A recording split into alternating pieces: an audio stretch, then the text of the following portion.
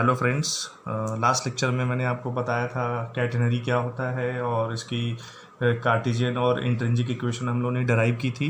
तो आइए आज जो है हम लोग इस पे क्वेश्चन ट्राई करेंगे। ठीक है, तो देखिए हमारा जो पहला क्वेश्चन है वो क्या है।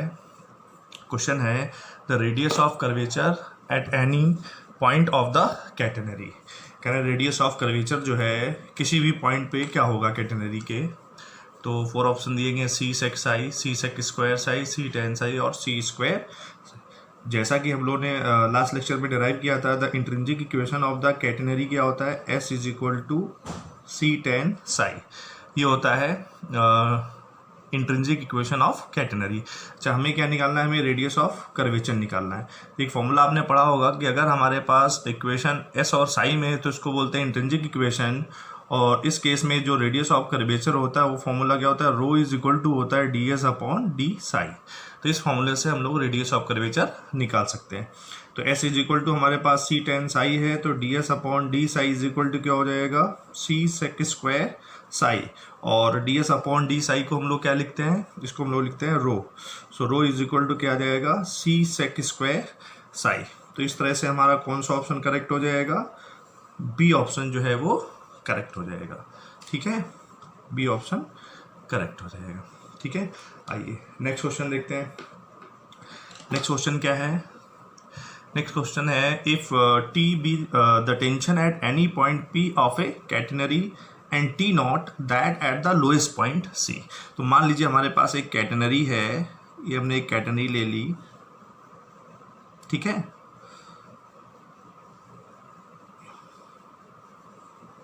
ये हमने लोएस्ट पॉइंट कह लिया। ठीक है, ए कह लीजिए, ए सी बी हमने मान लिया एक हमारे पास कैटेनरी है। ठीक है, लोएस्ट पॉइंट सी हो गया। इसका कह रहे हैं जो सी पे जो टेंशन है वो क्या लेना है, वो टी नॉट है।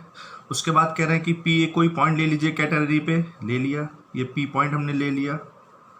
और इस पे जो टेंशन है, टेंशन क्या होगा, इस पे पीछे मैंने बताया था डेफिनेशन में, टेंजेंट के अलॉन्ग, तो वो हमने टेंशन क्या ले ली, टी ले लिया। ठीक है ना, तो हमें देखना है कि इसमें से कौन सी रिलेशन जो है वो ट्रू है। देखिए, तो मान लीजिए इस पी पॉइंट के कोऑर्डिनेट हमने क्या ले लिए, एक्स कॉमा वाई। ठीक है ना, तो आपने पीछे ड्राइव किया था टी इज इक्वल टू क्या होता है, टी इज इक्वल टू होता है डब्लू वाई, और टी नॉट क्या होता है, डब्लू सी। ये आपने ड्राइव किया था, सी होता है ये। ठीक है ना, ये हम लोगों ने ड्राइव किया था।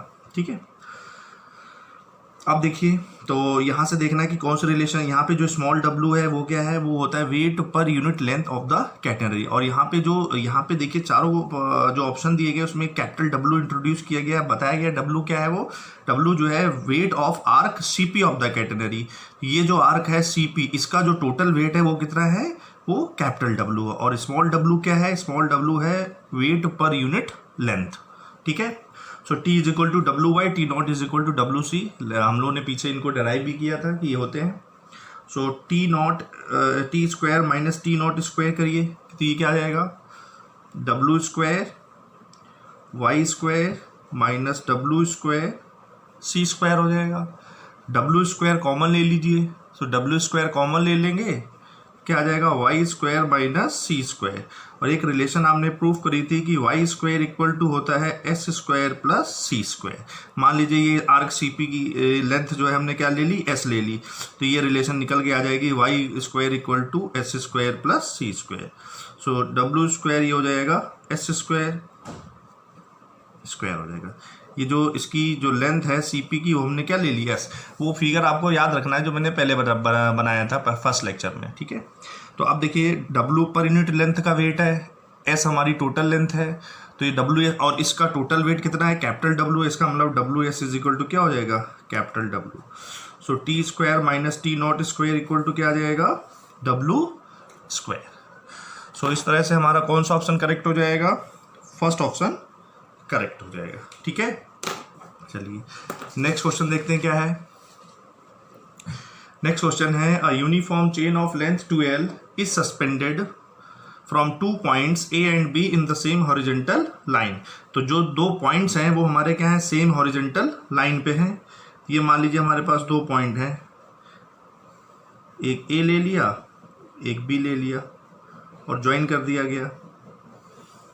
ठीक है, इसकी जो टोटल लेंथ है वो क्या है, वो 12 है।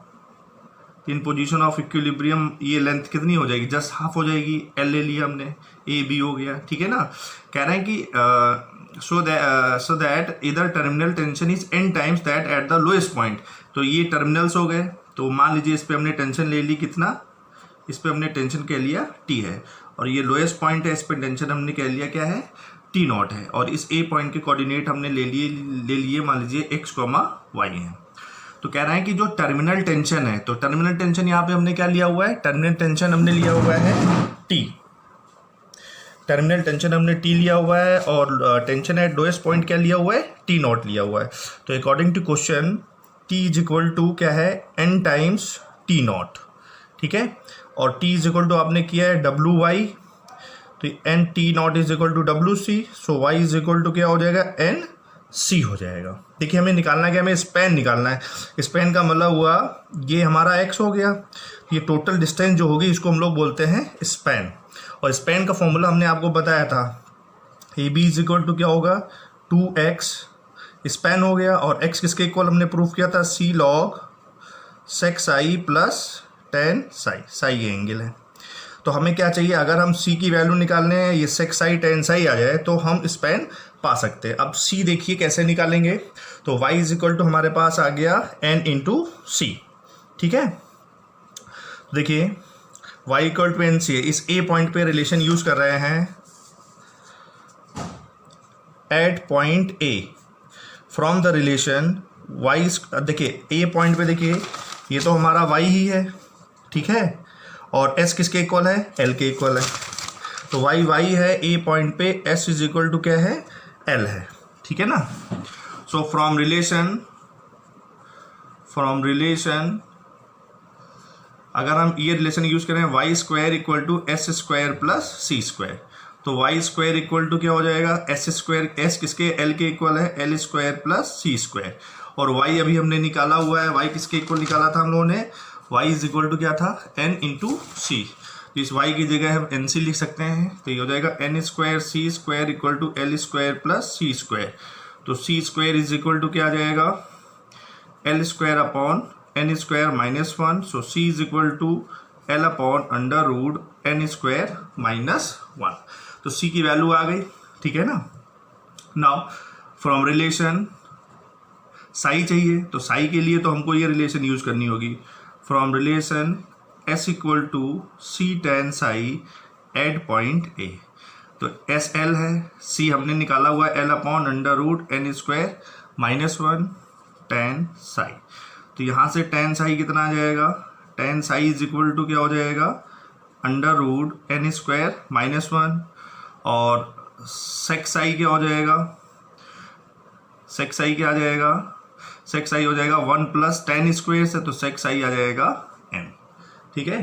तो इस तरह से हमारे पास वैल्यू आ गए। सो स्पैन ए बी क्या हो जाएगा, so span A B is equal to 2x 2c log sec psi plus tan psi, ठीक है। सी की वैल्यू लिख दीजिए 2l upon under root N square minus 1 n plus under root N square minus 1।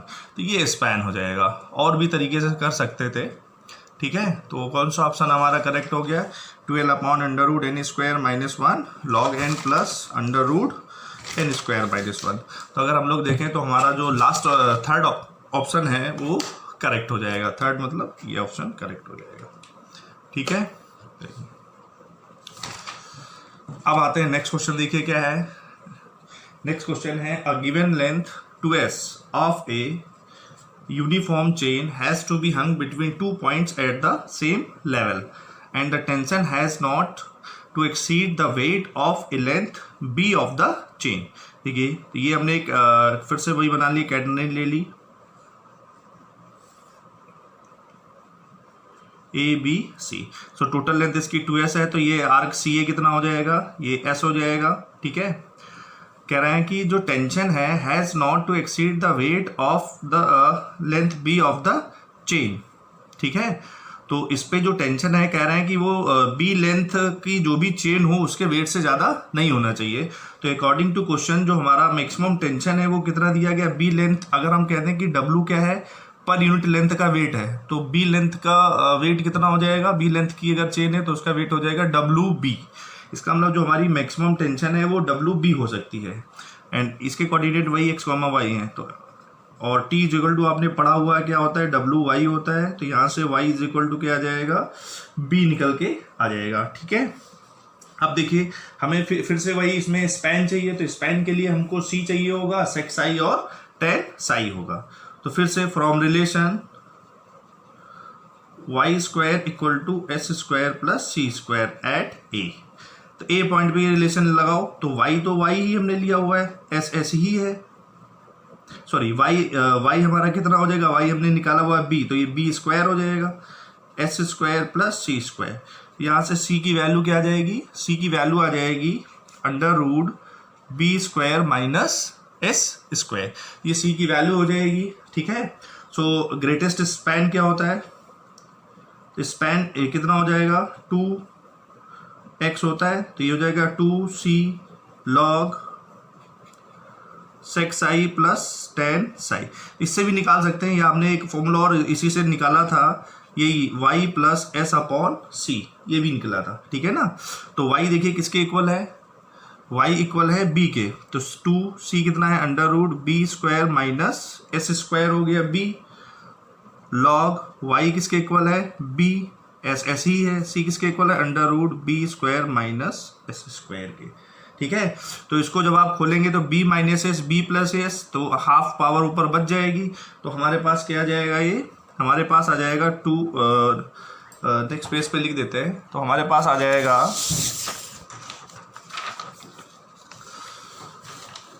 कि हमारे पास निकल के आ जाएगा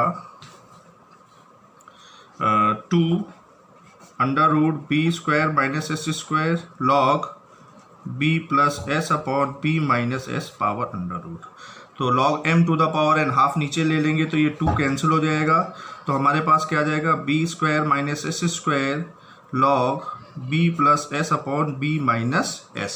सो इस तरह से हमारा कौन सा ऑप्शन करेक्ट हो जाएगा इसमें, इस तरह से हमारा जो है वो फर्स्ट ऑप्शन जो है वो करेक्ट हो जाएगा। ठीक है, B under root B square minus S square log B plus S upon